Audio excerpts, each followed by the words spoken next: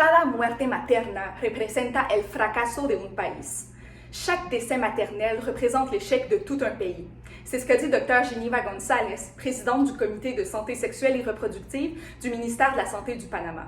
Mais pourquoi l'échec de tout un pays? Parce que la presque totalité des décès maternels aurait pu être prévenus. Ça veut dire que presque chacune des 61 femmes qui ont perdu la vie suite à des complications de la grossesse ou de l'accouchement en 2020 au Panama pourraient être encore vivantes.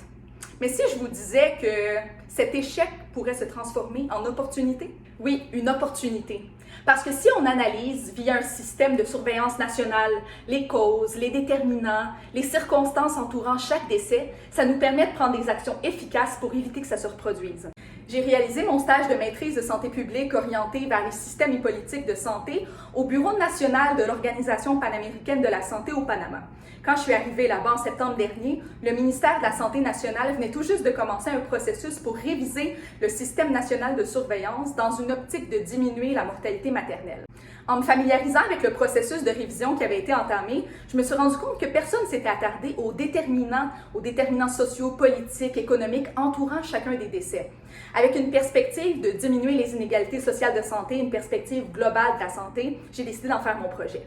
J'ai suivi une démarche de gestion et d'implantation de projet en suivant les étapes de documentation du contexte et de la problématique, d'identification des facteurs causaux et des solutions, et finalement de développement, d'opérationnalisation et d'évaluation du projet.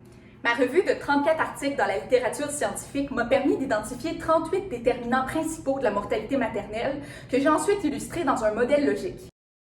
Ensuite, à l'aide de la documentation interne, j'ai produit un tableau avec les 38 déterminants et l'information sur s'ils étaient déjà surveillés et sinon, l'endroit où on pourrait trouver ces données. Après avoir révisé ma revue avec ma superviseure à l'OPS Panama, je l'ai présentée aux membres de la Commission nationale de mortalité maternelle pour avoir leur avis et pour effectuer une priorisation des déterminants. Cette priorisation a été effectuée à l'aide d'une matrice de priorisation et a été basée sur la littérature et le contexte national. Suite à ce processus, il y a plus d'une vingtaine de déterminants qui ont été ajoutés à la base de données nationale sur la mortalité maternelle. Pour m'assurer de l'impact de cette surveillance, j'ai ajouté à mon tableau sur les déterminants une colonne avec des pistes d'intervention et une autre avec des indicateurs de résultats. Et finalement, pour m'assurer de la pérennité de mon projet, j'ai présenté au ministère de la Santé un plan d'action sous forme de ligne du temps avec, entre autres, la publication des nouvelles données et l'évaluation du projet. Et voilà mon travail pour que chaque décès maternel au Panama soit une opportunité d'action pour tout un pays imputable de la santé et la survie de ces femmes enceintes.